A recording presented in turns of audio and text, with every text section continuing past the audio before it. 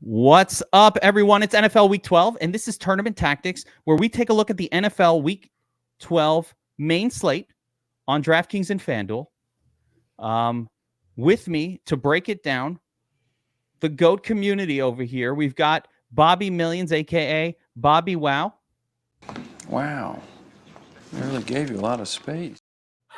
Carrying those money bags around. And, of course, the Shark Lab himself, author of Winning the $1 Million Game, Secrets of the DraftKings Millie Maker, Adam Burns, aka the Shark Lab.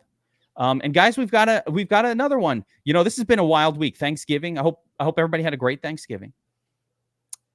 Something about turkey, man. L-tryptophan or whatever it is. I like falling asleep all day yesterday after that. Yes. I'm like, man, I think the science of turkey eating is real. Extra tired. How did you guys do on the Turkey Day slate? I mean, I feel like I did pretty well overall. We had some core pieces that popped off and performed really, really well, which is always good to see. But man, I feel like, didn't you finish pretty well? I've had a couple of nice finishes. I was just telling a story. Like I did something stupid in tiers that now I want to share with the world. And yes. It's like something that I advise against all the time, which is, so I late swapped. I had one really good looking lineup that looked like it could win in tiers going into the last game, and I had a couple plays left, but the main thing was Kittle and Deebo Samuel were in the same tier, and I had Samuel there along with CMC on the last two spots. It did eventually become the nuts lineup, that one. And I was just like looking at it, and I'm like, I'll switch it to Kittle because I had like Deebo in another lineup, like basically for a stupid reason that there was no good reason for, and it was a reminder because there was no ownership difference there. There was no compelling reason to change it. And the lesson, and I was very high on Deebo yesterday, which worked out nicely. The lesson though was don't late swap. People ask me, should I swap it? Only swap if there is a compelling reason to do so. What is a compelling reason to do a late swap? And we'll do this a little bit before we get into, because this is an interesting topic. What's a compelling reason to late swap? I have a couple that I use. One being some piece of news came out before that game that altered the landscape a little bit. That's pretty common. Like, for example, and it doesn't have to be the same game, but like if you remember a while back when I guess it was some running back, maybe it was Kyron Williams was starting instead of somebody else in a bad matchup, right? Earlier this season. And we only found out after early lock. And there was some other value running back that everybody had been on for good reason, but was going to be like 80% or 70% owned. There's a compelling reason, like, oh, a lower owned person, you can late swap, get some leverage, similar outlook. Okay, good swap. It's the bad swap. The bad swap is I had no or here's another good reason for a swap. I don't talk about swaps a lot, but another good reason for a swap is I did this a few weeks ago and it worked out in my favor, where I had sort of a non-chalky lineup that going into the last game of a slate had absolutely smashed. And now I'm looking, and this was also tiers. Tiers is much more understandable for my brain for this kind of stuff. So I was going into the last game, and I think it was like something between maybe Aaron Jones and Josh Jacobs. And they were both in the same tier. And Aaron Jones in there. And it was that first game without Aiden O'Connell. And I was like, you know what? I get that I played some Aaron Jones just because I felt like he's in this tier and just in case, but I don't like Aaron Jones very much. This lineup looks poised to win this. So to swap in a low-owned, high in the standings lineup to a chalkier play off of a less chalkier play, because I don't need the less chalky play. This lineup is smashing heading into the final. So that's a compelling reason. Yeah. Mm-hmm. I went to the higher-owned player who was in a better spot. So those are good reasons to late swap. Bad reason is just, I don't know what I'm doing, and there's no good reason for this, so I'm just fucking do it. Why do that? And that's just bad karma. As far as the main slate, I'll show you what I ended up with. This is the main contest I was in on FanDuel, and I wound up in 7th place, the 165. So,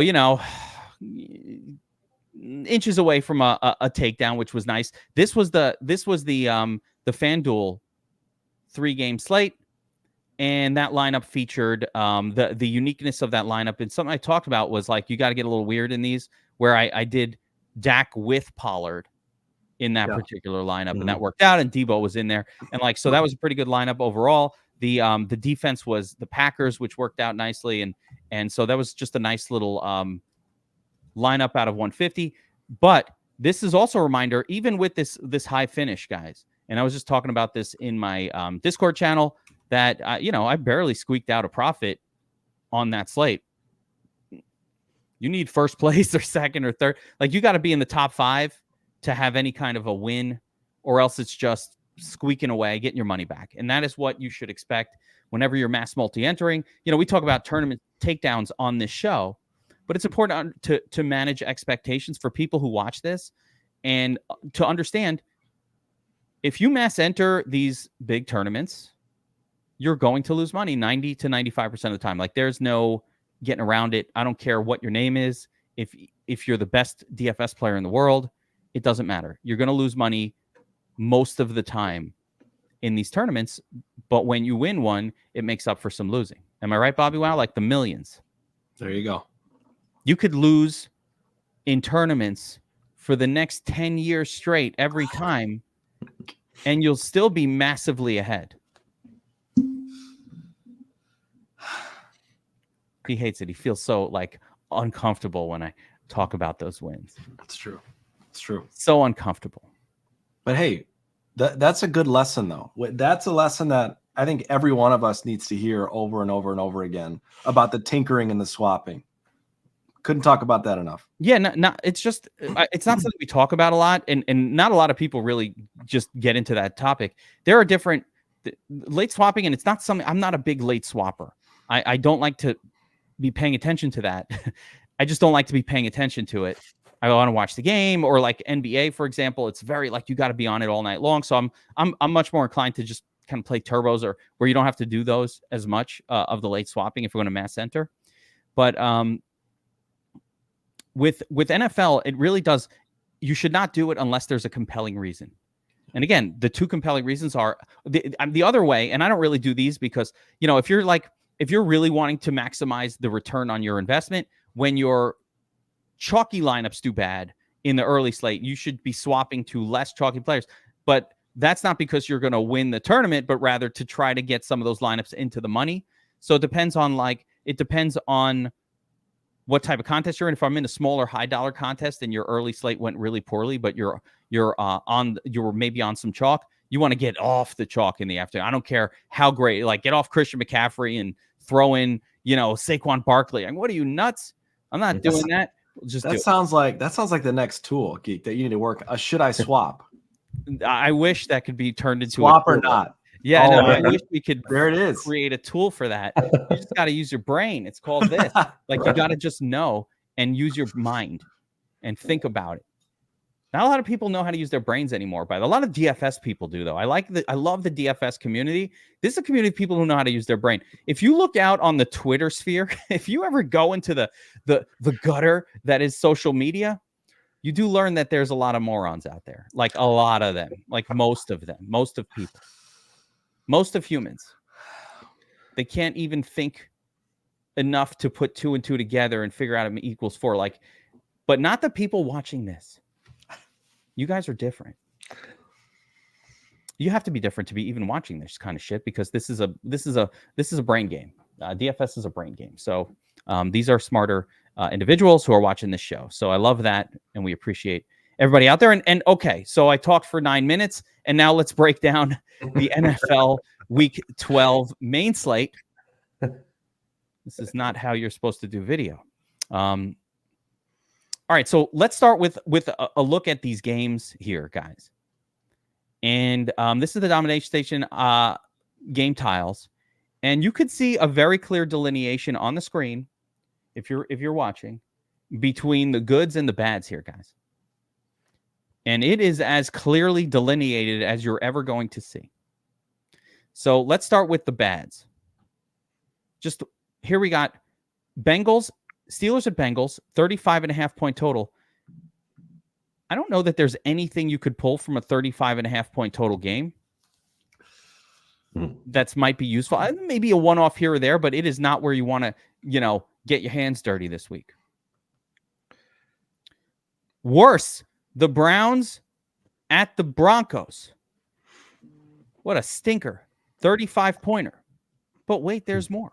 And again, is there anything I really need to be doing in a game like this? Do I need DFS pieces from a 36-pointer? I think so. Yeah, you do. That one, arguably, yes. Okay, well, that's why we have BobbyWow and Burns here to straighten us out. This Titans-Panthers game, it's funny because this sets up as a Derrick Henry affair. I wonder if that's that can even happen anymore. Does set up for that. Even the Titans at least got a 20-point total, so there's something there. Maybe the worst of them all, the Giants and the Patriots. Can you get a piece from this game? Maybe. I don't know about this one. Maybe. Yeah, this one's tough. It's not a good one, but DeMario, Ramondre. I mean, there's a couple spots there, but it doesn't look good. Now, on the flip side, there are two games that really stand out to me as let's load up on these two. And the top one for me is Jaguars at Houston. Hot teams. Neither has both defenses stop the run, can't stop the pass. As a matter of fact. Boner alert. Building around that one. That is the game. It happened. Sorry. So I'll take you guys there on the visual. That game looks really good. The other game that looks really good to me is, of course, Eagles at home against the Bills. But both of those teams play defense. They play good offense, too, but they play defense. So, two great games. Burns, between those two elite tier games, does one stand out more for you? Yeah, it's the Jacksonville Jaguars Houston game. I just think this game's going to explode. Exactly with how you put it. The running backs in this game are going to be non-consequential. It's going to be passing all day long because these defenses stop the run very well in this game. And I see Justin Lawrence having another good week like he did last week, and another good week from Stroud. Whether or not it's going to be a back and forth fair. It's a great game to target with your DFS lineups. Single entry, 3 maxes, MMEs all the way. Yeah, the other great thing about that specific game is the line. It's +1.5 to the home underdog. That's as good as it gets, BobbyWow. Yeah, I mean and literally everything about it. I'm all with Burnsy on that one. That game is a phenomenal one to target. I'll be all over it too. Yeah, and then of course the other game, Josh Allen and the Bills, Justin Hurts and Jalen Hurts and the Eagles. Great spot, 48.5 point total. Eagles at home. Listen, the Bills a little slumpy right now, but they're still the Bills. They're still a very, very good team that can put up great offensive numbers in any situation. And of course, Jalen Hurts. If we haven't even seen the best of Hurts yet this year, I feel like we haven't even seen the best of him. We haven't, and I think it's also worth mentioning that Bill's secondary is banged up big time. Mm-hmm. So that could bode well for Hurts, AJ Brown, and Devonta Smith. I think that's, like you said, haven't seen the best of Hurts or Allen. I think we could see the best of Hurts this week. Yeah, and there's some salary issues going on here that I have concerns about. Just like AJ Brown, for example, the highest price player on the slate, with a Q tag, no less. I don't like that. So there are little things like that come up as minor concerns. How about the fact that Stephon Diggs has just been kind of horrible the last few games? Not sure that matters, but he is also priced up at one of the highest prices on this entire slate. So those are things we'll get into. And any other games, though, that stand out to you guys? All right, those are 2 obvious games. Very obvious. But where else can I go? Where can I go to get there? We're trying to win a milli, and I don't think that it's going to be particularly unique to load up on Jaguars or Texans this week. I think that's what everybody's going to do. I think that's what we should probably be doing in our 3 max entries and in our, in our cash games and all that. But any games stand out for you guys as, hey, I've got some pieces here that I'm interested in, even though it's not part of the big two. Burns. Yeah, I think one of the two games that I'll probably be targeting outside of these two games is the Tampa Bay traveling to Indianapolis. I can see Gardner Minshew in the passing core having a really good game in this one. We've seen Tampa Bay in the past two games get shredded. San Francisco shredded them. Brock Purdy last week, and the week before they got shredded to the Houston Texans. So, I mean, it's like this is setting up for Gardner Minshew to do another shredding of this defense's secondary. I think they have a good path because they're going to shut down JT in the backfield. He's not going to be able to run like he could against a weaker rush defense. So that's going to set up really good passing for Michael Pittman, Josh Downs, and maybe even Alec Pierce in this game. And then on the other side of the ball, you got Godwin and Evans that could be some nice couple of pieces for run backs in this game. And then the second game that I find to be intriguing is the Arizona Rams game. The line just flipped today from yesterday. Rams are now favored in this game, whereas it was Arizona all the way up through until yesterday. And then, that could flip again. I mean, it's only 1.5 spread right now. If that flips over to the Arizona side, I could see Kyler Murray having a really good day. Him and his pass catchers in this one. I wouldn't really go with Connor in this one so much, but Kyler with his pass catchers and a run back of newly healthy Kyron Williams in this game, it would set up pretty well. Yeah. I don't mind that one at all. I'm worried about Kyler's ability to produce a quality pass catcher, but rather than doing it with his legs. But Trey McBride, Treasy McBreezy, still doing it. Marquise Brown out there as well. So BobbyWow, how about you? It's just those two. Anything else pop for you? No, I think we covered the four big ones for me. I mean, there's a couple pieces I'm interested in potentially in the Chiefs Raiders game. I think you can make an argument for a couple guys. That Cardinals game that Burns was talking about, there's some cheap potential really big pay down wide receiver options there. Marquise Brown popped up on the injury report. I think he's questionable, and I mean like a true questionable, and that may be why that line continues to favor the Rams. In that case, Kyler favors guys. He favors guys like Dortch and Rondale Moore. We've seen it since he's returned. Those guys could be super pay downs to help us get up to some of these higher price guys like the Hurts Brown stacks, the Josh Allen Diggs stacks. So that's one place I want to pay close attention to as we get closer to Sunday. Yeah, I totally agree. There's another interesting phenomenon that happened this week, and we'll scroll down to we got ownerships. We'll scroll down to the QB position here, and there is Minshew. Okay, all right, there he is up top. Baker Mayfield. All right, interesting. So one interesting phenomenon this week is the increase in salary to CJ Stroud up into the Mahomesian atmosphere. So CJ Stroud is now being elevated by the DraftKings algorithm to the same price as Josh Allen and the rest of them. I'm not sure that he's fully justified that yet. But I mean, we've seen one game over 25 fantasy points, BobbyWow. Maybe two. How many games has he had? I feel like it's been two, and it's been relatively recent. Yeah, the recent. He's got 3. 25, 44, 25, 21, Arizona. Yeah, Singletary vultured some of it, but it's really just one game over 25. Yeah. Well, he had one in week 2. I'm not counting 25.4, Mr. Math.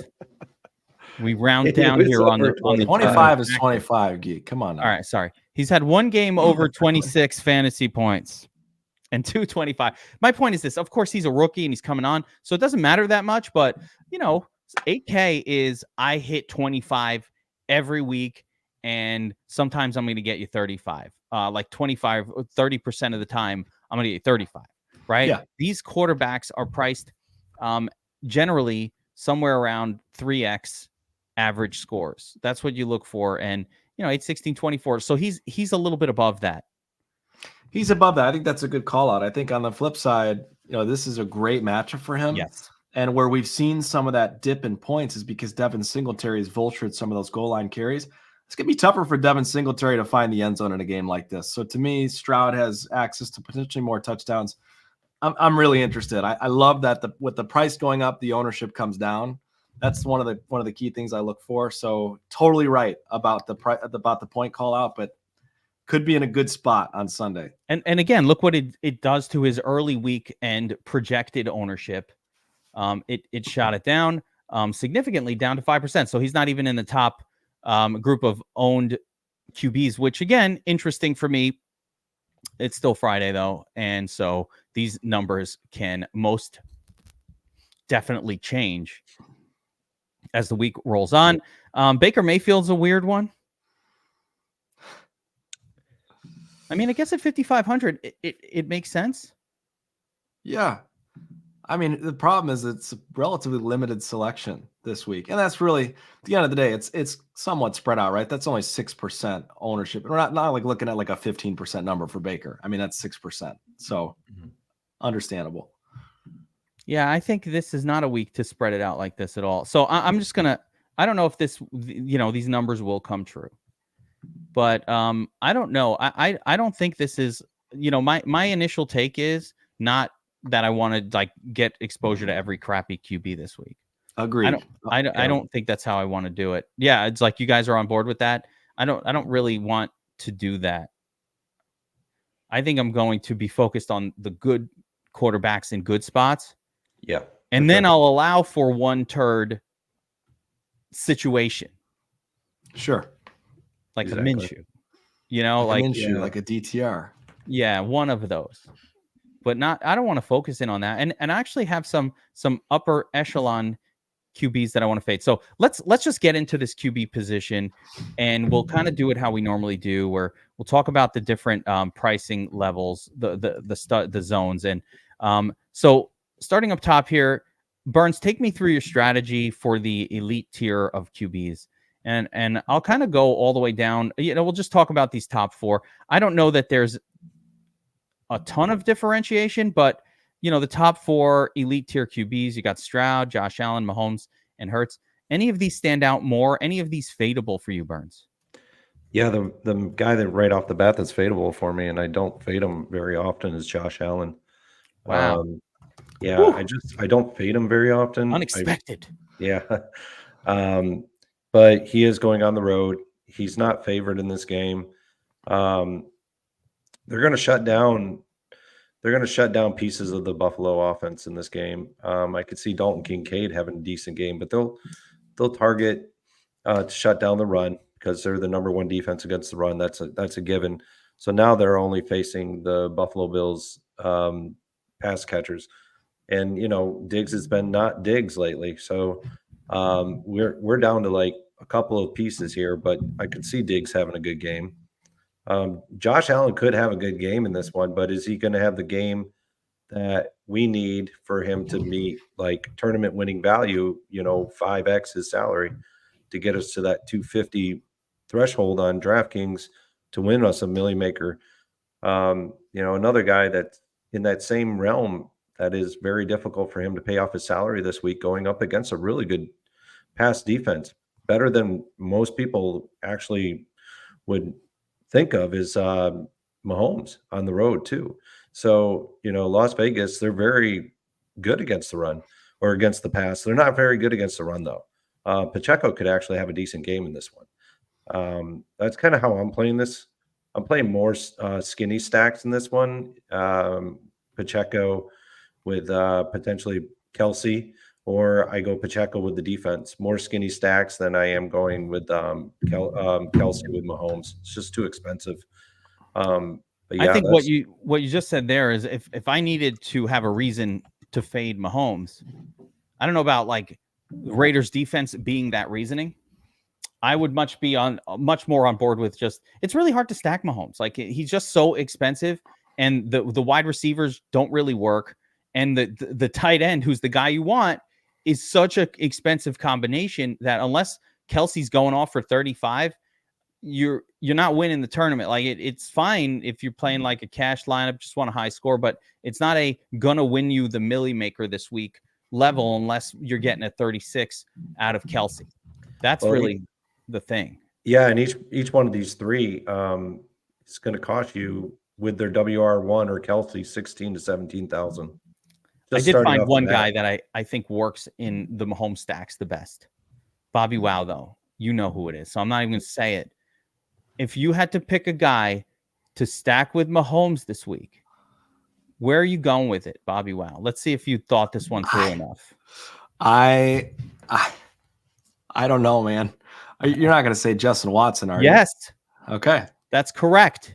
I mean, he was my guy for the showdown slate. Yeah. That's why I threw it over to you. I gave you a gimme. And so I'm going to tell you why it's Justin Watson and not these other guys. Rashee Rice is too expensive. He's already at 5,500. That is not an appropriate price for Rashee Rice and his 5 targets per game. It's just not. Could he pop for a big score this week? Of course, anybody can do that. I remember last year for this same Chiefs team 1 week, like Juju Smith-Schuster had 11 targets, but that was the exception. That was not like what goes on. What went on most weeks was 4 or 5 targets for all these different guys. So he's too expensive. Again, Kelsey's great, but good luck combining Mahomes and Kelsey and then having it in the lineup that where the rest of it works. Like if you're paying up that high at tight end, you're pretty much sacrificing your whole lineup. Now, I haven't made enough lineups this week to say it's not doable in a positive way, but it doesn't look that good. So it's hard to do that stack. So I'm like, all right, that doesn't work. Holy cow. What's that? Watson's min price. Yeah, he is stone min 3K. See, this is it. That's why I knew.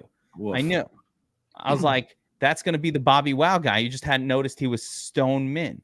Watson, how many targets did he have last week? He had 11? Like 15 targets. He was double digits for sure. He had 11 targets last week because at some point, Mahomes was like, all of these other assholes can't catch the ball when I throw it to them.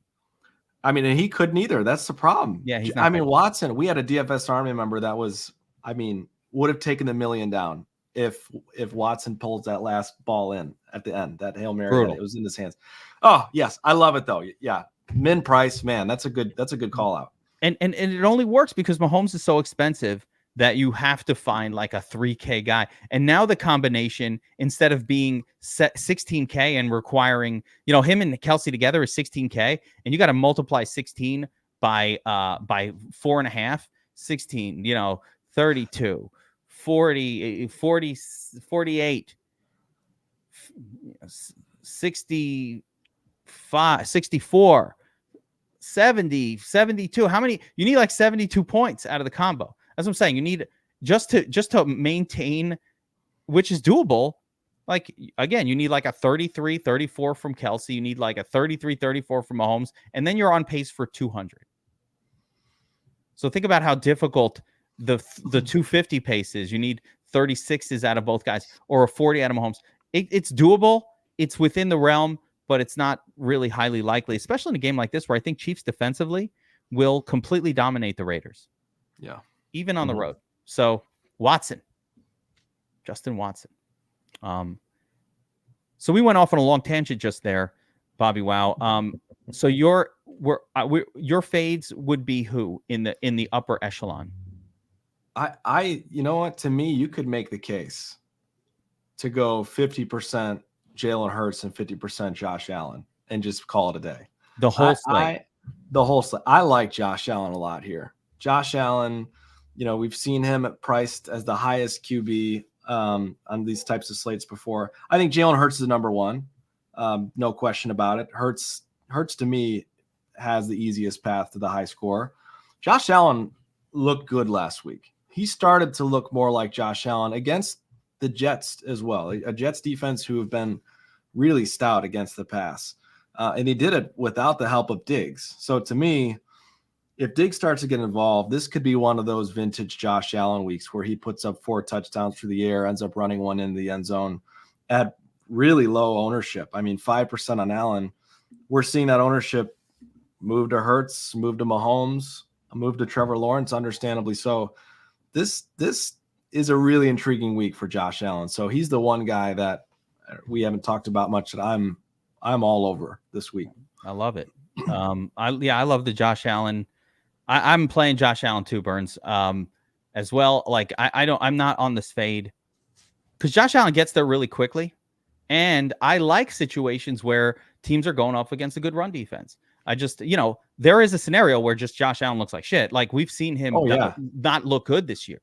We've seen him like not be able to. Yeah. So like there's that. But if this game goes a certain way, and this is sort of that playoff atmosphere, both teams at their best. I love the playoffs because you usually get teams at their best, right? We didn't get that yesterday. We get the Lions kind of coming in unprepared. It's not the playoffs. But if we get the playoff atmosphere, both teams at their best, then I think we can get an offensive explosion. I got to tell you, Jalen Hurts has been minimally kind of a disappointing fantasy play this year. We have not seen the Jalen Hurts massive game yet.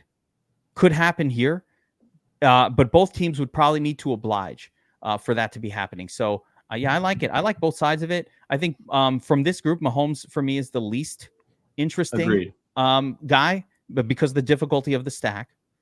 With Josh Allen, what I like, you don't have to have Diggs in there. You can do it without him. Diggs is actually very difficult to afford. I would love it if it's not Diggs, because Diggs at 8,800 is just not appropriately priced either.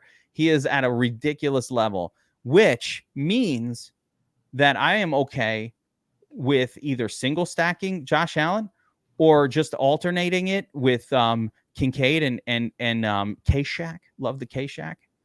Even a little bit of Gabriel Davis, although he's a lineup murderer. Gabe Davis is projected under 1%. That's what I'm saying. Ooh. This is the Josh Allen effect here, is that you're getting these guys because he's low owned. You're getting these guys all at extremely low ownership.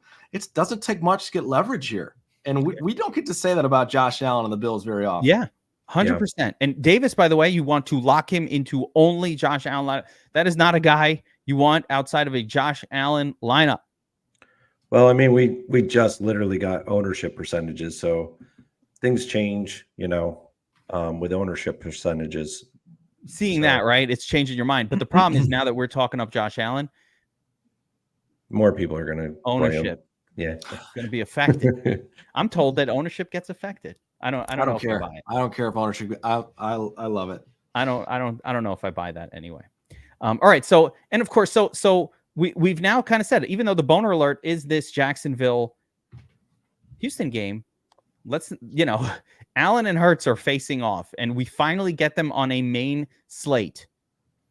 That is good, and that is fun, and that allows us to be creative, and especially the fact that they're going to be not that high owned makes it even more fun, right? So you can be unique without having to get stupid, and that is how I love to play DFS.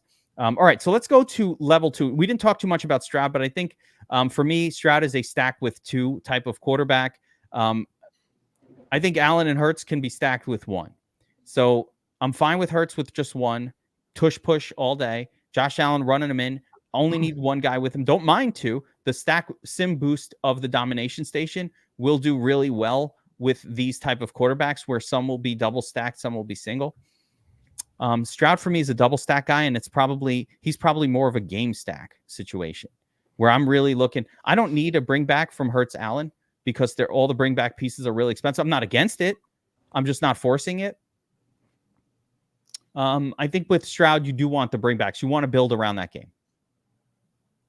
Agreed. I like the bring backs in the Eagles Buffalo game as well. I think it'll happen naturally, but yeah, definitely Jags and Texans. Yeah. It'll happen natural. I'm not saying I'm against it. I'm saying I don't need to force it. Like I don't need to make a rule. It will just happen. We have the sim boost will boost players from the opposing teams enough that if the projection calls for it, they will be in those bringbacks. But like you don't really need it. Like I said, you can't afford Josh Allen with AJ Brown and Diggs, and it's not going to happen. It just can't be afforded. The bringback pieces on the Eagles are wildly expensive, and so. It's just not affordable to do it. And the same thing, I probably like the bringbacks more with Hurts because get the K-Shack, get the Kincaid. You want that. Mm-hmm. But as far as on the Bill side, like the only bringback that'll probably show up in your lineup is probably like Swift, who's not the best of plays. He may not even play. If he doesn't play, then we will get something real special. Kenny G's. We'll get some Kenny G's Yeah, in there. yeah. Then Hurts we'll rushing want, upside. Oh yeah, that'll be a crazy play. And a little Boston Skeezy in there for okay, here yeah. we go. Please. I think Swift will play. All right, so moving down on the flip side of the Stroud game, let's go through the second tier of QBs. And these are again lesser, although Trevor Lawrence is now projecting as the highest owned player at the QB position. I think that makes a lot of sense after last week. I think so. And that price, man, the matchup, everything's coming together well for Lawrence. His stack pieces are relatively inexpensive. I think Burns was talking about it before the show. I think that's kind of one of our favorite spots, far and away. Is that right, Burnsy? Yeah, I mean, the 6K range has actually done really well in Millie Maker tournaments this year, more than any other salary point across the board. And this is kind of why, like, if I see that line flip in that Los Angeles Rams Arizona game, Kyler Murray becomes a piece because he is in that 6K range. But I do like Lawrence a lot more than I like Kyler by far. And you get a $500 price savings from Kyler in this game to Lawrence. Lawrence had his game. He broke out last week. We needed to see that from him to justify any movement of, ownership in this week. I mean, this is a better matchup. Houston's secondary they're not very good. They give up a lot of points in the secondary. And this is why Justin Lawrence and we saw Ridley blow up last week. He could blow up again this week, but I think it could be a Kirk week this week with Lawrence. And you got Zay Jones coming back, more healthy. Is Zay Jones expected to play? He is. I think so. He's actually going to finally play. He played last week. I think he'll play again this week. Yeah, he'll be more healthy this week. So you're going to have the three mainstay wide receivers in this game. But the guy that I really like with Lawrence as well is Ingram. I like Ingram a lot this week. Him and Kirk covering the center of the field against the Houston secondary. That's probably going to be my main stack. If I had to single entry stack Justin Lawrence, it would be with Ingram and Christian Kirk. So, yeah, I think with Trevor last week, so one of the notes that I was talking about with Trevor is last week he ran for 2 touchdowns, and because he ran for 2, he only carried one wide receiver with him into the Millie Maker winning lineup. Right. I think it's more of the same in the sense that unless he's running for 1 or 2 touchdowns, he will need to drag 2 of those guys into elite status for him to produce enough this week to win us $1 million. So Trevor's another guy that I feel like I mainly want to stack him with 2, but he does have the running upside. He could run 1 in, so it doesn't have to fully be that. Bobby, you're nodding your head is kind of. I'm not limiting myself. No, I don't think I'm stacking him with 2. I'm definitely not forcing that stack with Trevor Lawrence. Yeah. I think he's a guy, like you said, he'll run 1 in. He ran 2 in last week, so I don't know. I'm probably not quite there. Yeah, I'll use the boost. Like I said, I'll use the sim boost, and I will get some, Ridley and Ingram lineups. And if this game goes bananas, you're going to be happy that you have it. So like, yes. you want to have some of that. You want to have some of that. So if the game goes bananas, you're ready for it. Like when Stroud went nuts a couple of weeks ago, and if you didn't have, double and even, you needed the triple stack. We were shutting down triple stacks. Like I'm not triple stacking. I was like limiting it.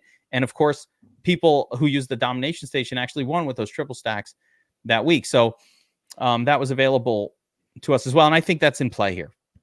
Yep. The big thing with Trevor is the expectation would be Houston really slowing down that running back rush offense. That's what's needed. If Travis Etienne is getting his shit done, Lawrence is not getting it done. That's how I see it. I will not want that combination almost at all. They don't throw to Etienne enough to where like combined scoring is going to be super likely. So it could happen, but really I'm going to want to avoid Etienne with Lawrence. He would need to, Etienne in order to make value needs 1.5 touchdowns on his own. And if he runs for it, I think it's really negatively correlated. So I'll look to avoid ETN there in those stacks. So we've kind of covered the top tier and the mid tier. I don't have any interest in Stafford. Derek Carr is definitely not somebody I use in a DFS. So the only other, I mean, is there anybody else that's standing out to either one of you guys as somebody we need to get with? Let's go down to like the turd zone here. And of course, if I'm skipping over Baker Mayfield and you love Baker, you could talk about him as well. But anybody here in this kind of garbage zone popping for you? Nobody's popping. No, nobody's popping down here. I think, you can make the case for Baker. 5 of the 10 weeks he's played, he's been at 19 plus fantasy points. I don't know, 20. I don't know if 20 gets you there on a week like this, but at 5,500 maybe. So, he could be worth a couple darts.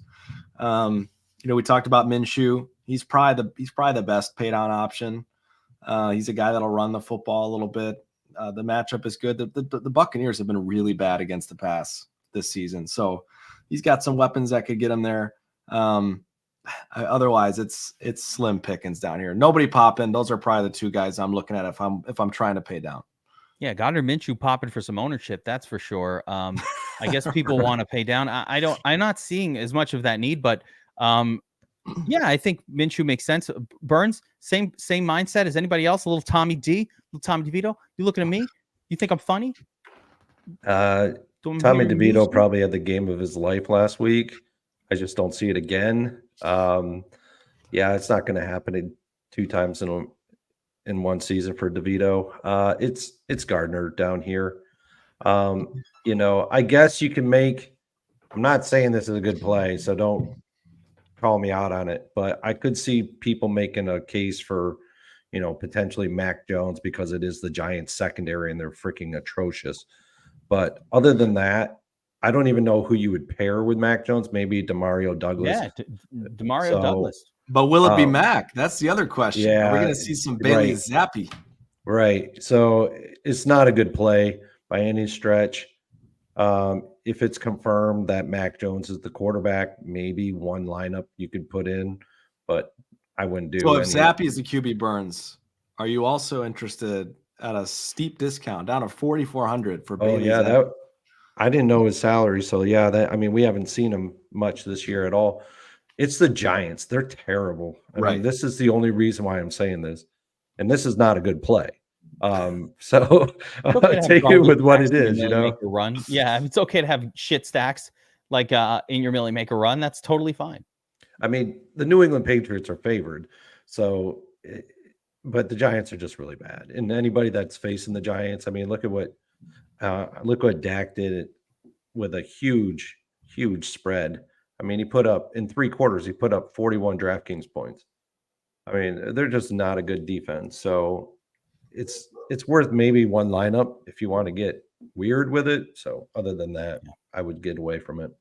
Guys, before we move beyond the QB discussion, I want to talk about a couple things we have going on at DFS Army this week. One is it is Black Friday. And of course, we've got a promo going.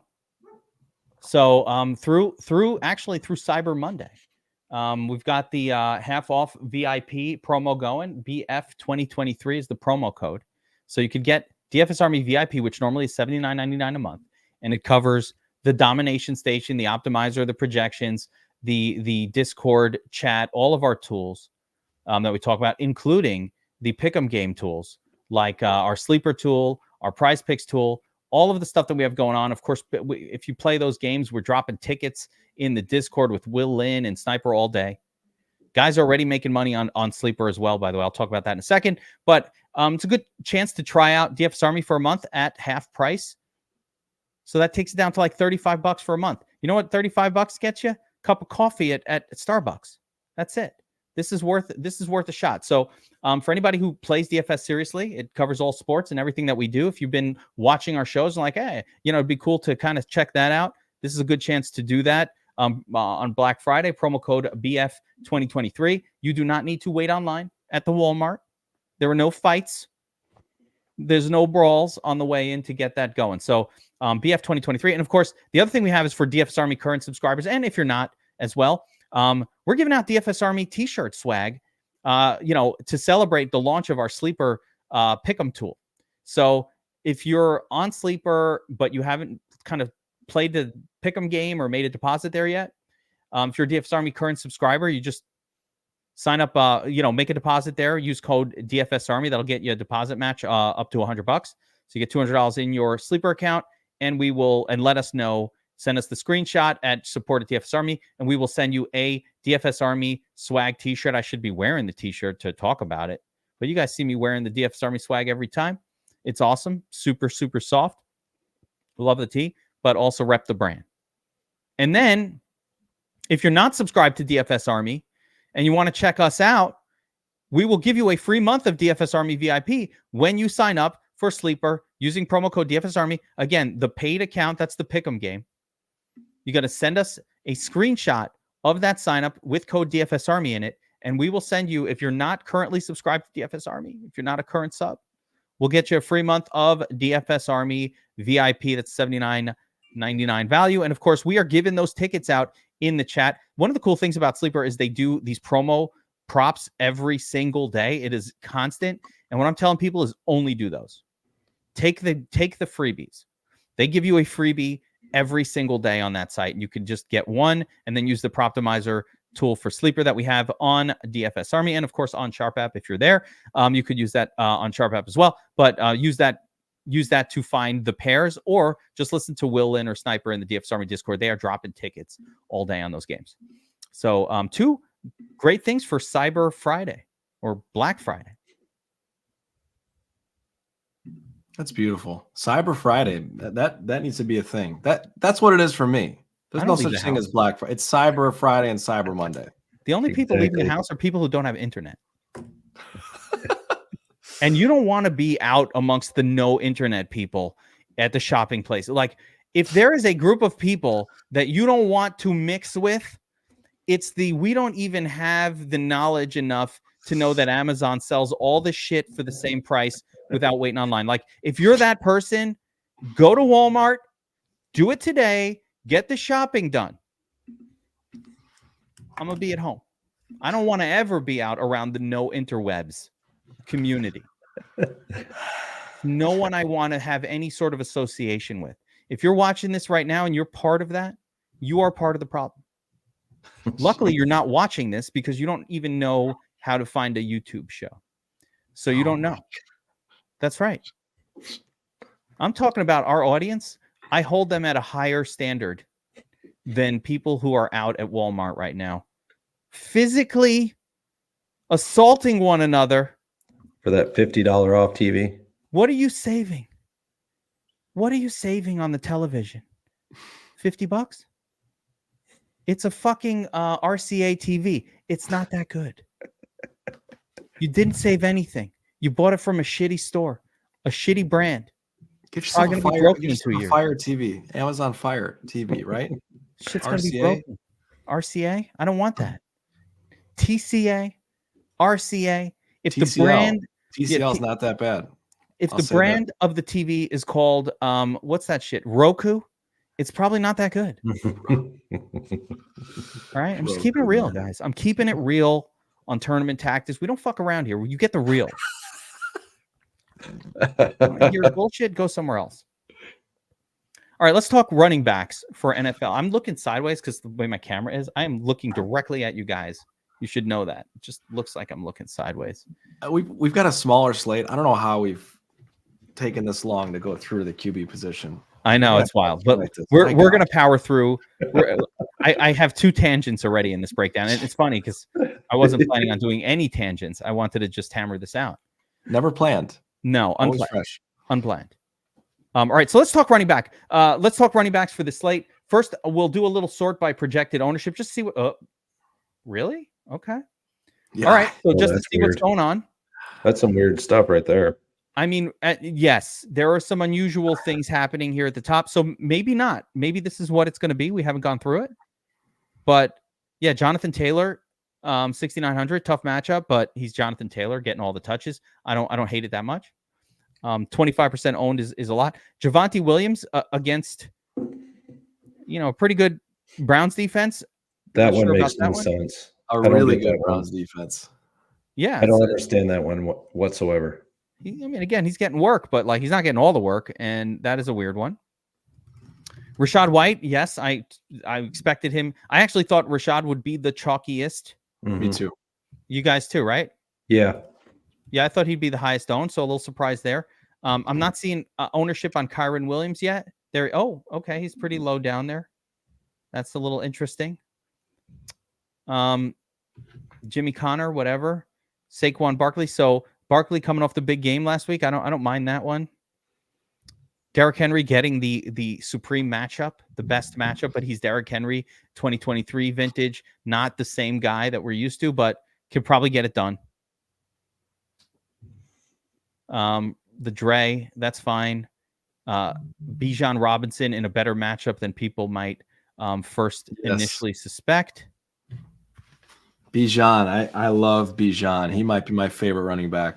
All right, let's get into this thing then. All right, so let's just kind of go through this position group and start at the top. And I do like this format, but if anybody else, I don't know of other ways to format this type of show. But I like talking about sort of the stud zone, the medium zone, and the dud zone. So when the expensive guys, the sort of studs in your lineup, you usually want to try to get one of these in there. So let's go from let's expand this because the top group is kind of small. So I'll go from let's say Kyron Williams all the way up to Kamara in this first discussion. And Bobby Wow, I'll start with you this time. We've got a big group here. Alvin Kamara up top, very expensive, but continuing to get lots and lots of targets every week, but really probably not the guy who's going to frequently get you 36 that you need to sort of justify an 8K salary. But he's got a high floor. He's 7 targets last week. Good. Barkley, a little more priced down, a little reasonable, coming off a big game as well for him. Not as many touches as you'd think to get there, but he got it done last week, 30 fantasy points. I think that was one of his best fantasy productions of his career last week, and it was just a lot of touchdowns. ETN, tough matchup. Jonathan Taylor, tough matchup, but both workhorses that should get a ton of carries. And then, of course, we got Kyron coming off the injury, Swift in a bad matchup. So, and Josh Jacobs, I'll call that a bad matchup too. So, how are you tackling this group, Bobby Wow? I'm not tackling anybody. I don't like anybody in this range very much at all. I think Kyron Williams is probably the guy you can make the best case for. Alvin Kamara, if I'm going to pay up, I want to pay up with AJ Brown or Stephon Diggs. I don't know that I want to waste money with Kamara. He's pricey. Jameis Winston at the helm potentially. I don't know. I don't know if that makes me like him more or less, but that price tag is high. Jonathan Taylor, we talked about the matchup. That ownership is crazy. If Jonathan Taylor's going to be 25% ownership, I have no problem fading that chalk. Taylor can beat a bad matchup. He's a good player. Like he's a good enough running back, and he's probably still underpriced if he's getting 28 touches. Sure. He could totally beat a bad matchup, no doubt about it. But that is chalk city, man. That is a lot of ownership. So I don't know. For me, I'm probably living more in the 6K range than up here. So I'll let Burns take it away if there's some other guys for him. Burns, who's popping for you in this category up here? Kyron and up. Only Kyron. Everybody else is just not in good matchups. Okay. The only other one maybe potentially is Swift, but no one else in this is actually popping for me. Interesting.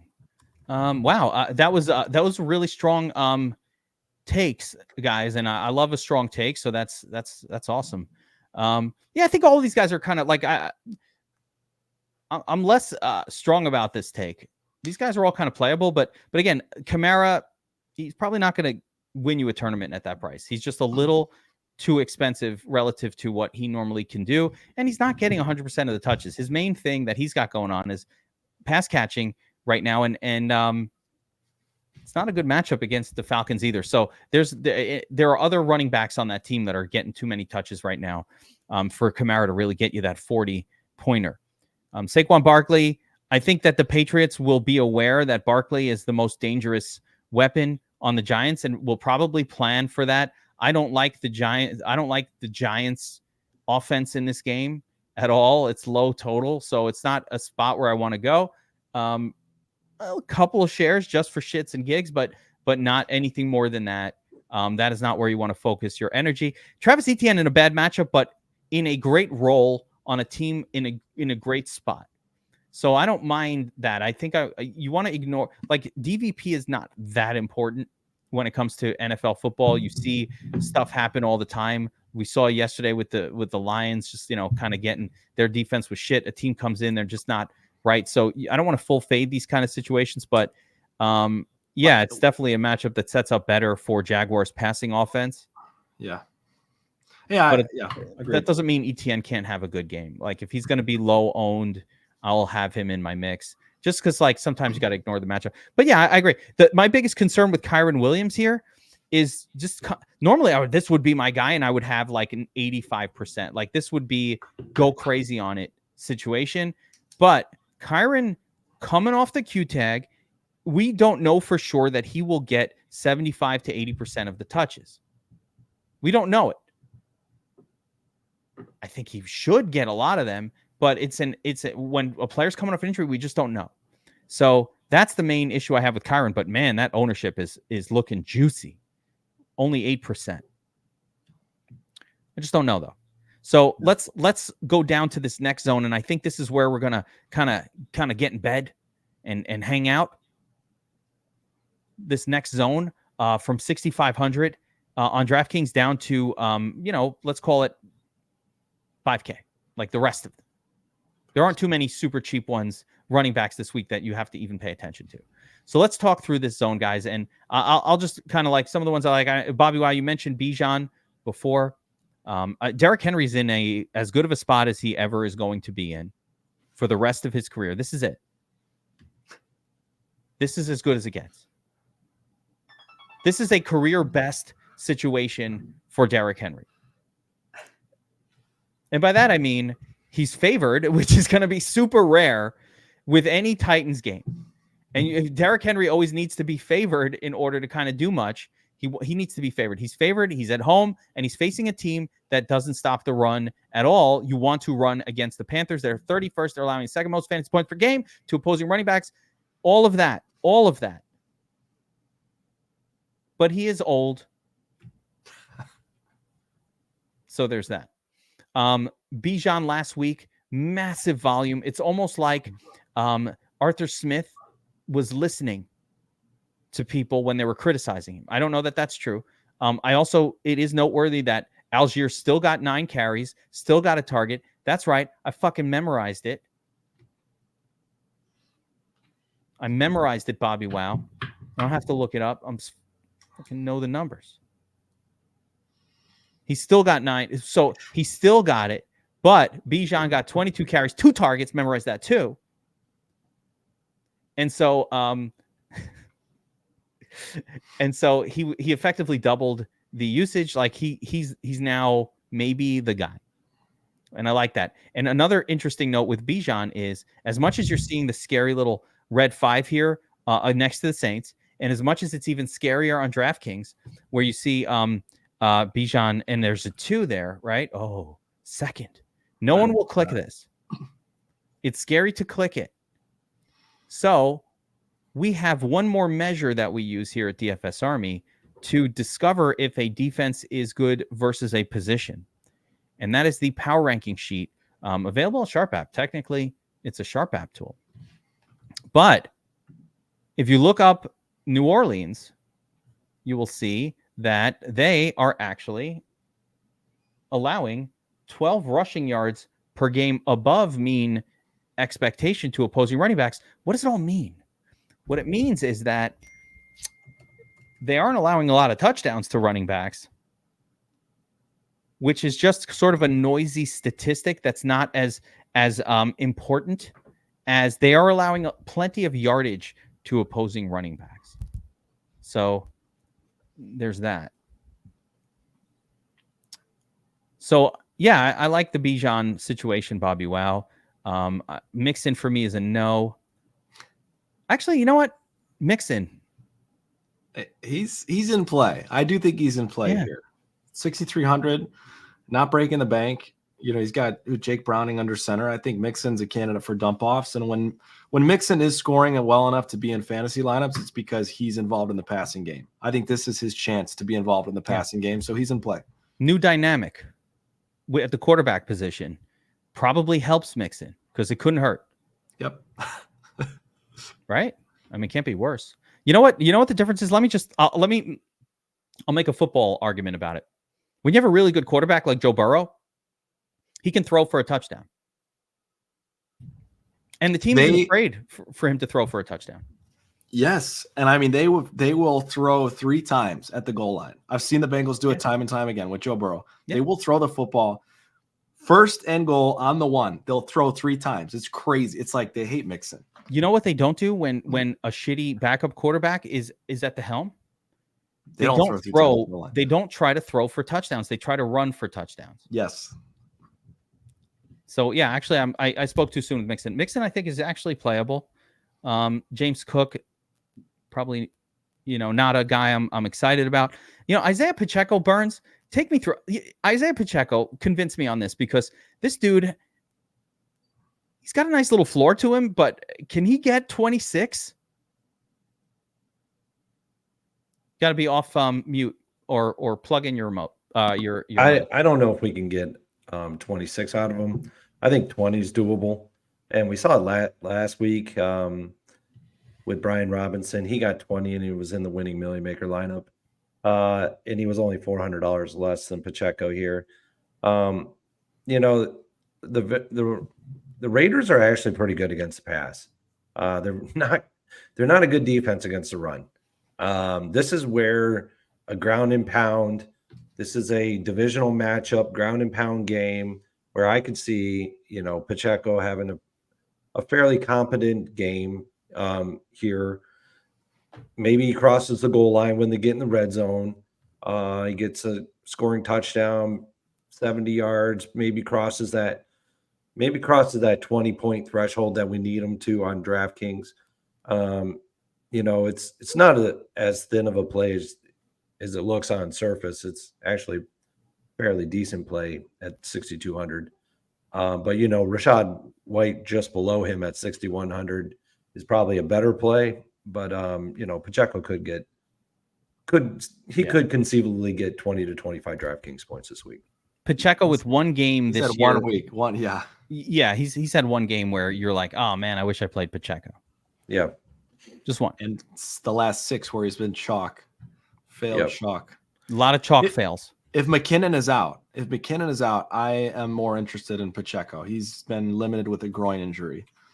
Oh, that'd be interesting. I don't think I can get to him otherwise. Yeah, if McKinnon is out, remain limited practice, that would make it interesting. Now, next up, of course, guys, is Rashad White, who's going to be super popular as well. Rashad White, I don't see any reason not to play him. No, he just gets it done. He has the floor. The ceiling isn't great. I mean, the ceiling hasn't really been like explosive here, but yeah, got the 27-pointer in there. 15 to 20 points from Rashad White will not kill your lineup at this. It's funny. He's not like when you look at his results, it's not that crazy different from Pacheco on the season, but it just gets there. He gets there differently. And I just think his passing game involvement just has continued to be good. Let me look at their average scores. So Pacheco 13, yeah, Rashad White 15, and that's about right. Rashad White is 2.5x. His average score is 2.5x this salary, where Pacheco's average score is 2x this salary. That's important. That those numbers, the average scores this time of year, you can actually look at it. Unless you're talking about Devin Singletary, who's doing it all the last couple of weeks. The return of Damian Pierce this week. Do we care about that? We care about it enough to not play either running back. You're saying no to Singletary. No to Singletary, no to Pierce. Burns, you too? Yeah, this is not that type of a game for him. There it is. It's more of a shootout game. This is going to be a shootout game. Could be. Yeah. Interesting. Singletary, not a whole lot of passing game work. Almost done. There are a couple of plays below below Singletary that are in better situations. Note this though: no more than 2 targets in a single game, even in these smash games for D Sizzles. So even without Pierce, yeah. And now Pierce is back. So all right, Singletary no go for both of you guys. Jimmy Connor, Not for me. no. To Burns, no. Rams pretty good against the run. Connor getting the work though. BobbyWow, no. yeah, he's in play. I mean, I don't love it, but cheap enough to consider. Ramondre coming off a big week where he had 20 carries, 5 targets. That's what that is Rashad White for no ownership.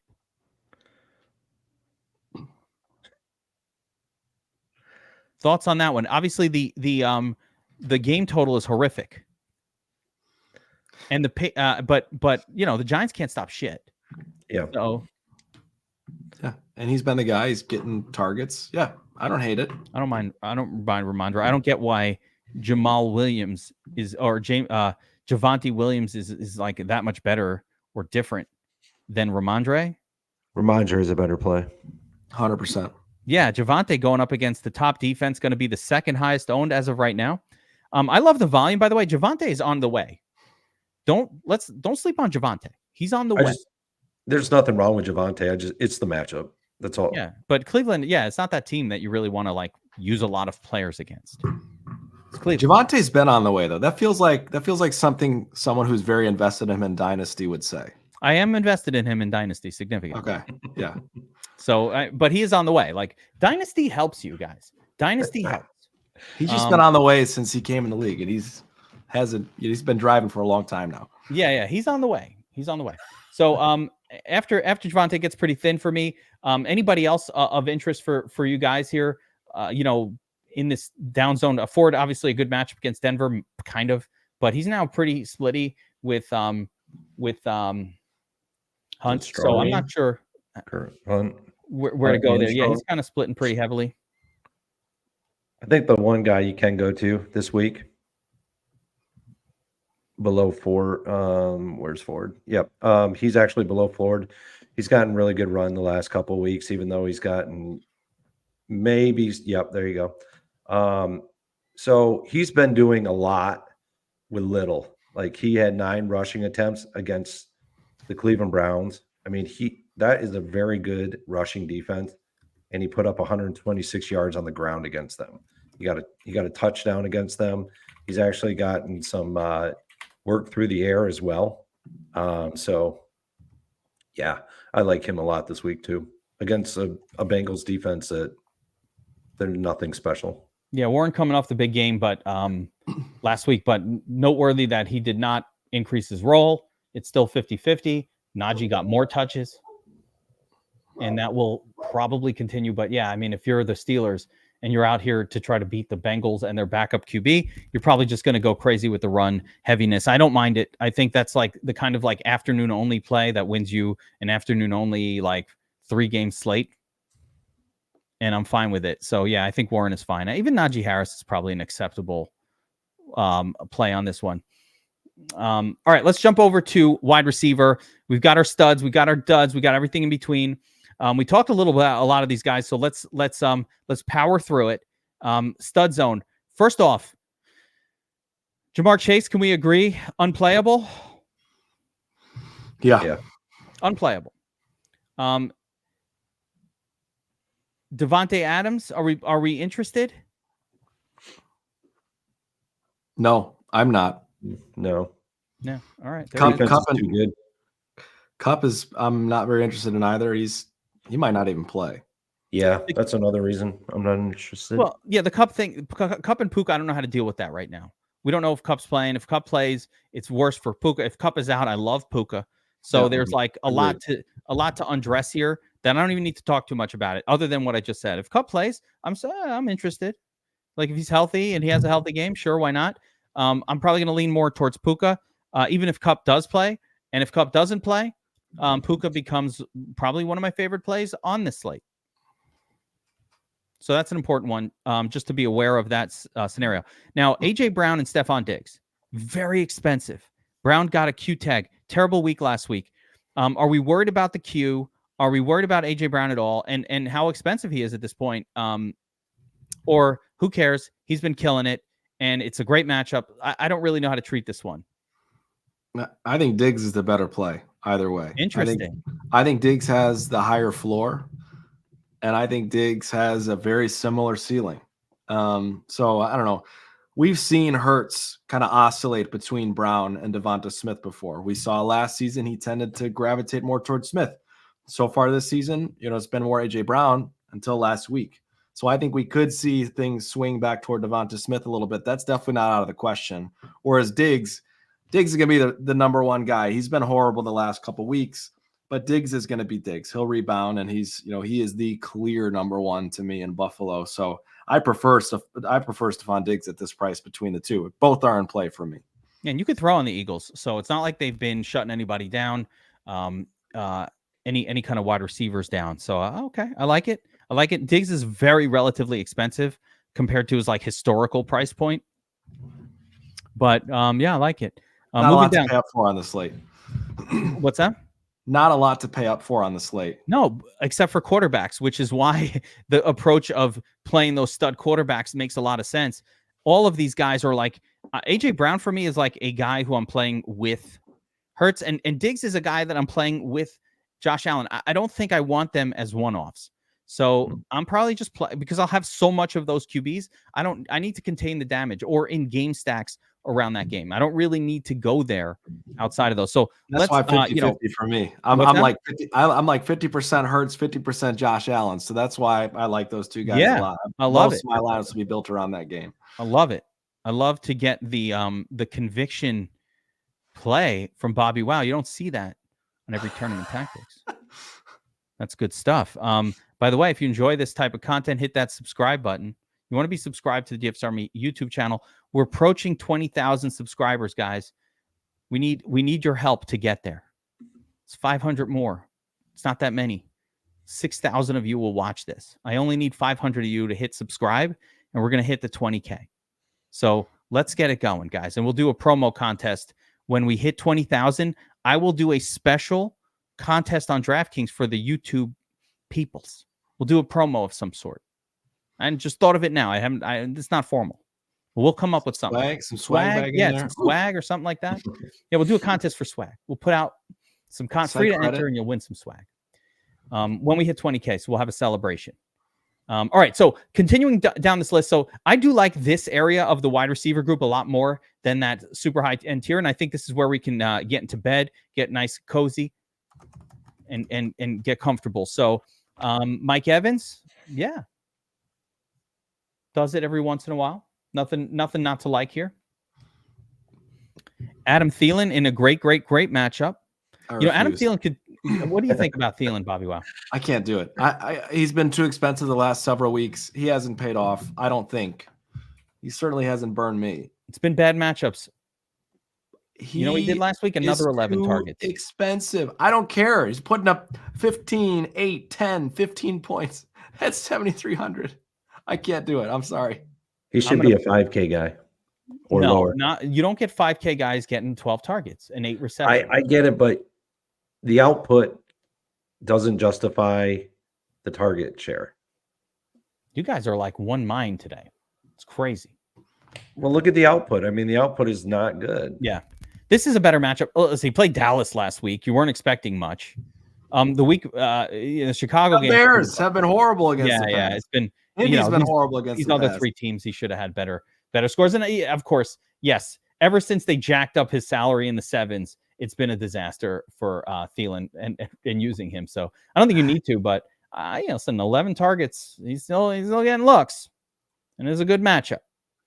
But unfortunately, you need like Bryce Young to not be horrible, and that might happen for stretches, but it's hard to rely on it. Devontae, I like Devontae a lot. What's that?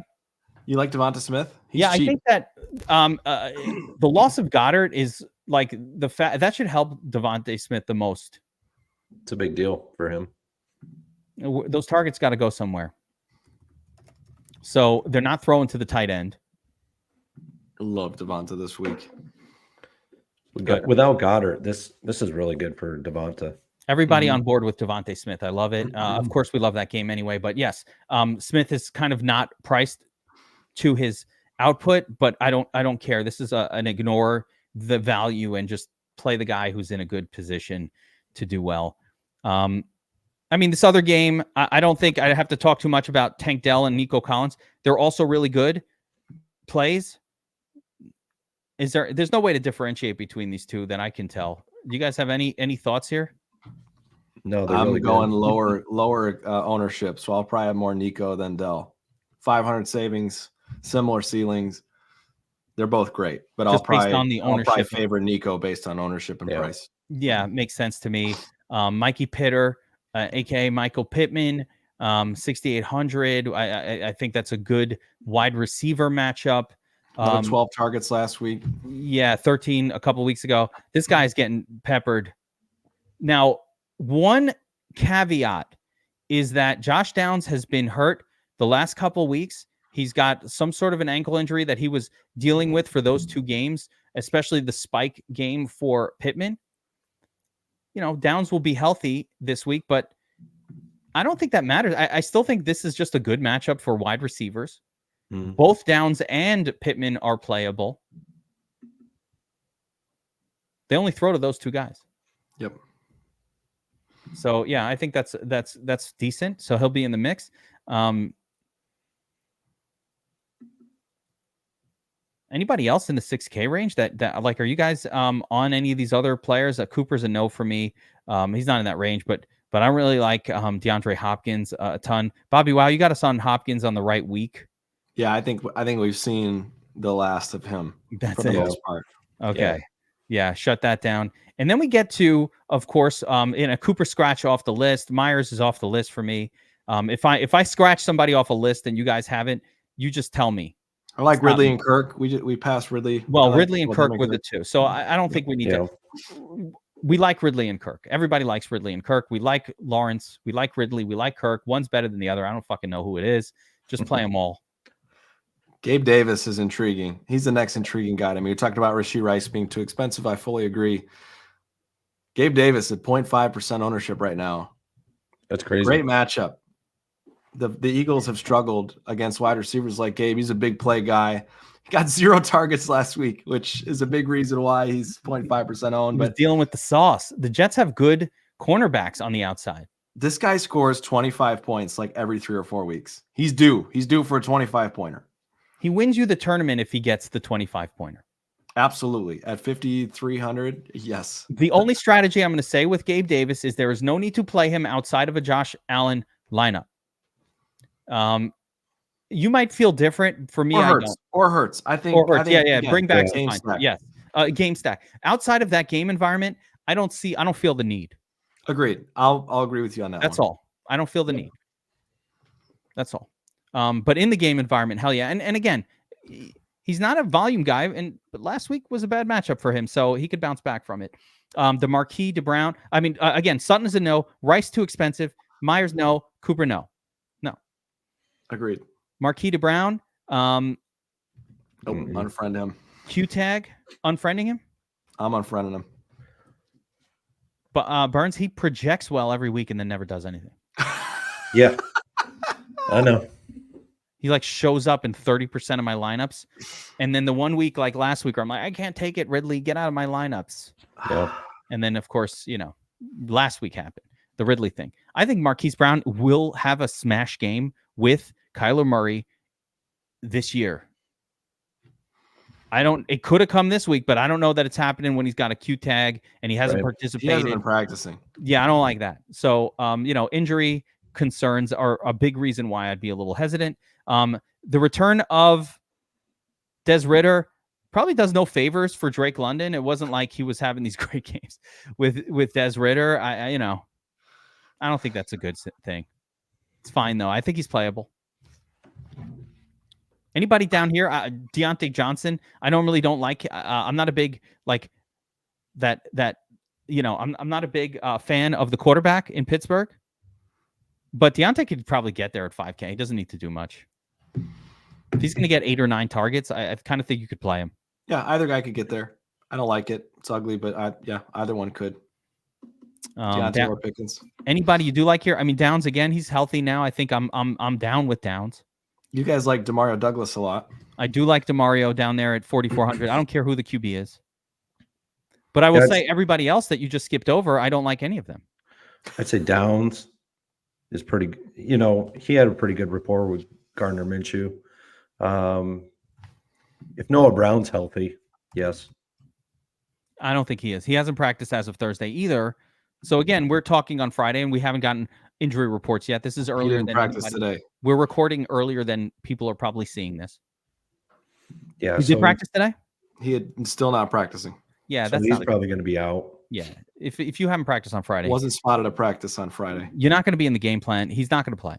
So you could forget about Brown, which again helps Noah Brown, which helps Dell and Collins be the focal points. Bobby Trees is pretty dusty, so he's not he's dust. He beats me. Yeah. Rashid Shaheed gets it done every once in a while down here as well. I don't mind him. Yeah, Shaheed's interesting because Michael Thomas is out. So Shaheed saw a massive target share increase last week. I've got some interest there. Yep. And he's a touchdown guy. So yeah, I like that. There's not that much though to like down here. When I got to this zone, I'm telling you, until we get to Justin Watson, Jay Whitties, I'm going to give him a nickname. There's not a whole lot going on. I guess if Cooper Kupp is out, Tutu Atwell, anybody you guys like down here? So like, let's just talk about the Turdley zone.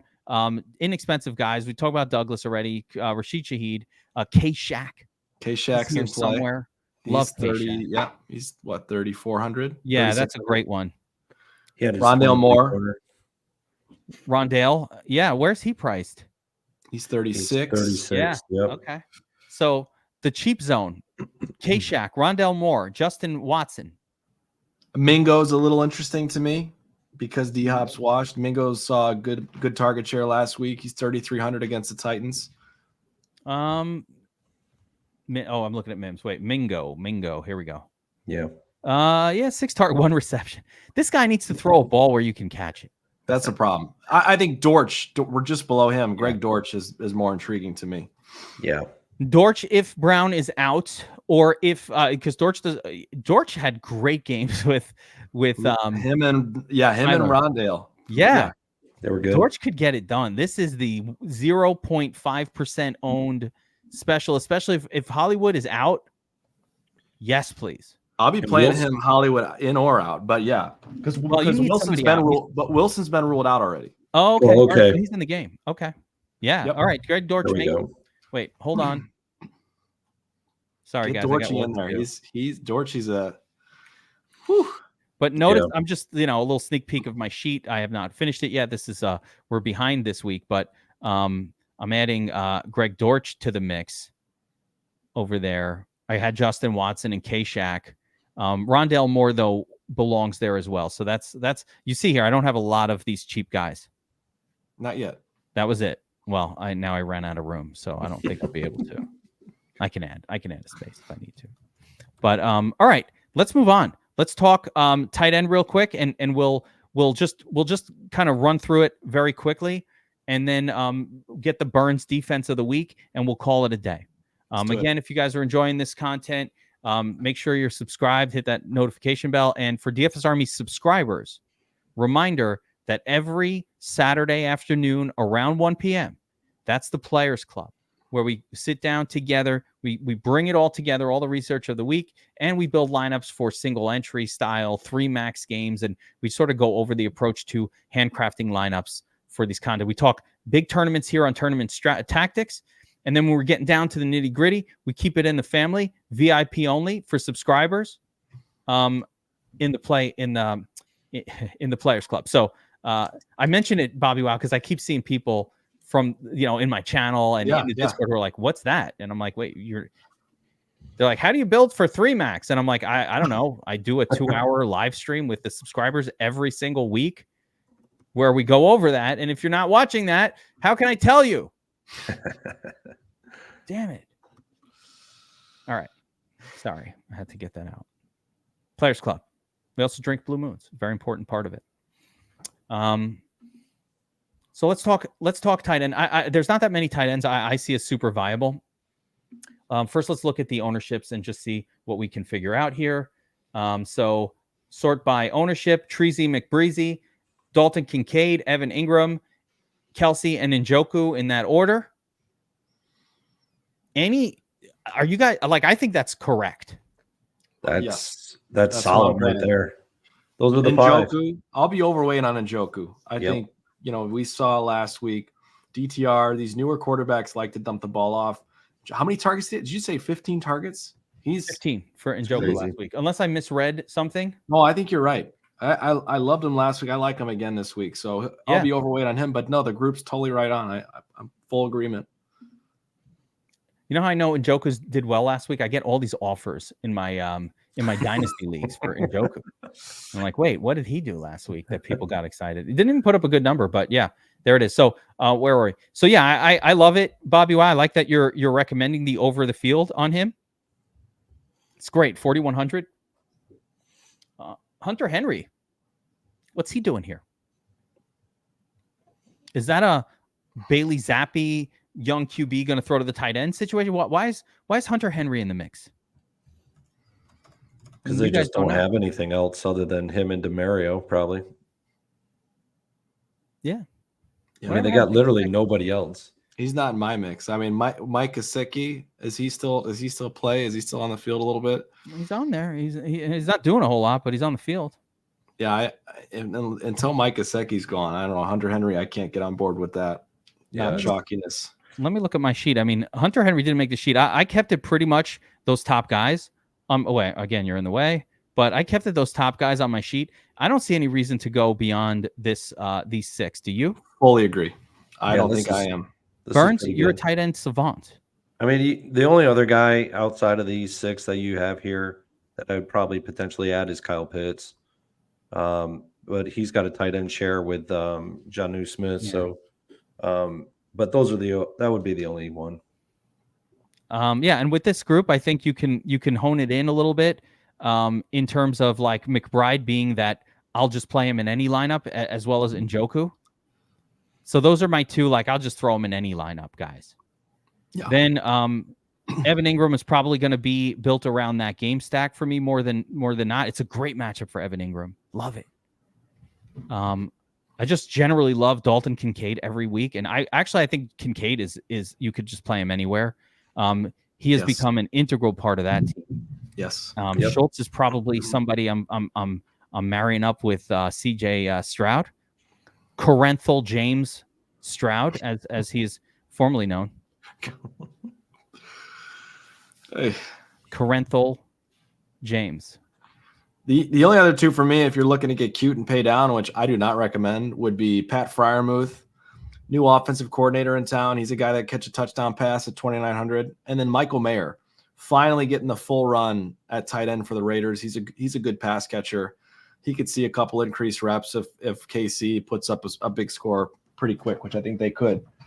Those are my 2 pay down options below 3K, but otherwise, and go light on those. Otherwise, I got nothing else. How good was Tucker Croft, end zone raider, yesterday? Beautiful. Got the touchdown. He's like, I got it done.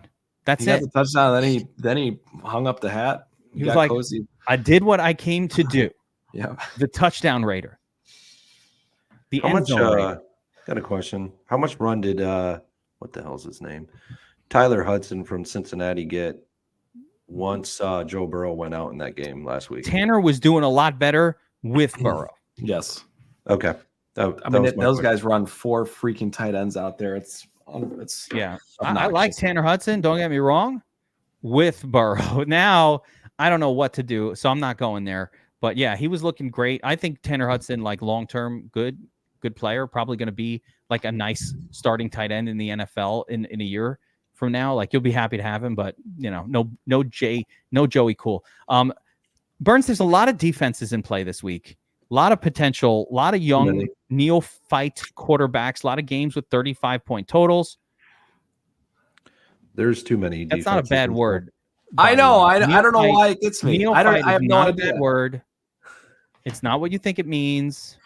No, I know. I don't know. That's one of the words you say that just it's like coffee hitting. It does not mean what you think it means. It just means inexperienced.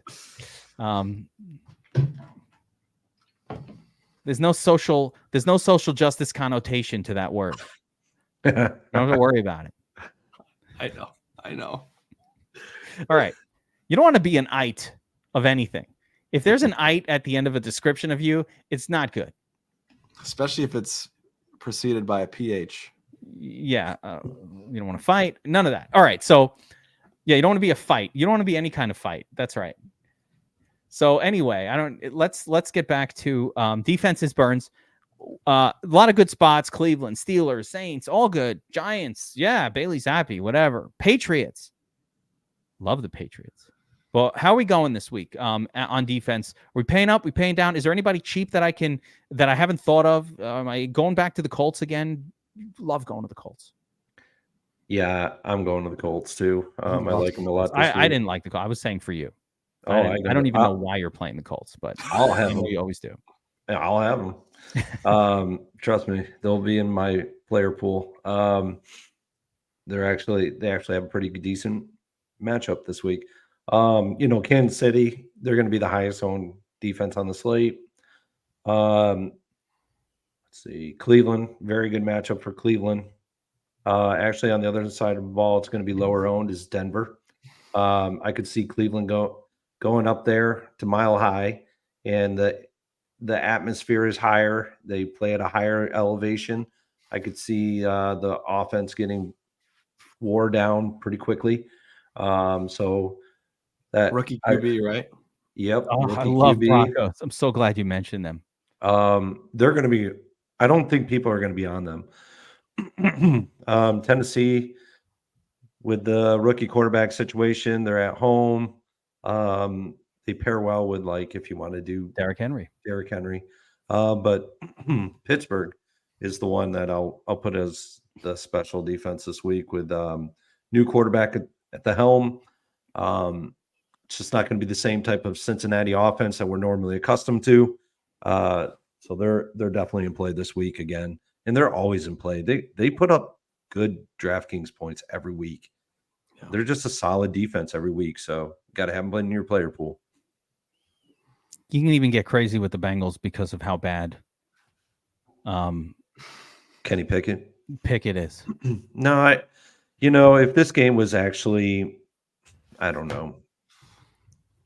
I'm not going to, yeah, he's okay. I mean, that's not a favored one for me either, but like I was just thinking about it, like, yeah, you can actually. Two of the slowest paced teams in the league, too. Yeah, boring. Be a slogging game. Oh, it will. Boring. It's going to be miserable. I like the top choices. I think you're right across the board. Chiefs, Patriots, Steelers, Broncos. No one's going to play them. Or won't be as highly expected. But you know what? It goes alongside with projected ownership, which is a reminder that a lot of time, if you're just sorting the optimizer by ownership projections, you're going to get a pretty good idea of who's a good play. Yep. Sometimes it goes a little haywire at the QB position, and somehow Derek Carr becomes chalky, but or Matt Stafford becomes chalky out of nowhere, and you're like, okay, I don't know who's out there. Or you get Will Levis 11% 2 weeks ago out of nowhere. That happens. But you just have to say thank you for those. I mean, do these other sites actually have that much pull to boost it up? I don't know. I don't know. I don't know why things happen. I have no idea. But I don't have any evidence. I don't know. But good. I like it when it happens. All right. Let's wrap it up here, guys. This has been a crazy week, Thanksgiving week. I hope everybody had a great time with their families and a nice Thanksgiving without a whole lot of arguing and with a whole lot of family wholesomeness and positivity. Memory making, storytelling. Yeah. The season's just beginning, baby. The Lions fucked over a little bit of my Thanksgiving when they busted my 3-leg. This probably won't lose parlay. Oh yeah, that parlay killed me. Yeah, but then Burns, I redid it with just the second and the third game and made my losses right back. There you go. It turned out that I just, instead of moving those late lines down by 10. I just moved them down by like 3 or 4 on each game, got the same minus 120, and made my money back. Yep. I chased it, got it back. I was like, the Lions are screwing me over here. By the way, if they just score, I don't want to get into it. Anyway, so that'll do it. I hope you guys enjoy the breakdown. I hope everybody had a great Thanksgiving weekend. Hopefully everybody crushed the now behind us, but when we're recording this, ahead of us, Jets Miami showdown, which I have to finish my lineups for. And make sure to hit that like button. You're subscribed to the channel. We're trying to get to 20K. So help us out there. Don't forget about the Black Friday special. If you're not subscribed to DFS Army, it's BF 2023, 50% off your first month of VIP. You could also do the sleeper promo, get a free month of VIP if you're not subscribed here, or a DFS Army swag tee if you're a subscriber. Everybody wants a swag tee. Sign up you go to your sleeper account, you click on the pick'em thing, you got to use the app for it, type in promo code DFS Army, make a deposit. You got to send us a screenshot after you make the deposit. It will show that you used code DFS Army. That's how we know we got credit, because Sleeper is actually paying for that t-shirt for you. I am not doing this out of charity. It's not a charitable thing that we do. Got to buy the t-shirt, got to ship it. There's a cost. Sleeper covers that when you sign up. So that's why we do that promo. But I do want everybody to check out Sleeper because it's basically free money. If you are disciplined and you just play the promotional picks that they put out constantly, there's like 2 or 3 a day that go out. It's exactly like any parlay on a sports book, except for the fact that they give you great odds on a few every single day. And you could just parlay those up and just, have a lot of fun with a $100 deposit that they double to 200. And you could play on a sports book from now till the end of the season with favorable prop odds. And it's on Sleeper, where you're already playing fantasy football. So you're already on the app doing that. And we have an incredible Sleeper tool at DFS Army, the best in the business for the Sleeper and Prize Picks tools. No one has what we have. When I say that, I mean it with all sincerity. No one has this tool. No one has one that can change live on screen. No one has the projections alongside the comparables to sports books that we do, where we give you multiple ways. And wait till you see what's coming next week in these tools. Your brains are going to explode. The histograms, the sim-based percentage outcomes. We have the data. We're just the challenge of doing programming takes so long, but they are being added to the Proptimizer tool. You guys are going to be blown away too, BobbyWow and Burns. You're going to see this and you're like, what the hell is going on here, Kevin? How are you pulling this off? And I don't even know, but we're doing it. Histograms. Bell charts with distributions of how often that player will hit this based on sim models. The whole thing we got going on is smart people in the background. We've got MIT guys doing this shit. AI is working. Machines are learning. It's not just regular machines, AI, they're learning. Did you know machines can learn? It's called machine learning. Some serious shit. It's real stuff. Very non-neophyte concepts. Yeah. They were neophytes at first, and then they learned, gained experience, and eventually the machines will take over. And that'll be the end of us. But you know what? It's a good run. Not machinophyte. Yeah. The machinophiles. You don't want to be a file. A file is worse than a fight. Really, anything PHI. Yeah, you don't. PHY. There's no file that you want to be. That's a good one. Exactly. Don't be any of that. All right. That's enough. Good luck week. Should we keep going? No. We're not canceled yet. We'll just wait till this thing is posted. Yeah. That's going to be the end of our jobs. All right. That's enough. Good luck, everybody, this week. Week 12. I'll see you tomorrow. See you on Saturday afternoon for the Players Club. And we'll see you at the top of the leaderboards.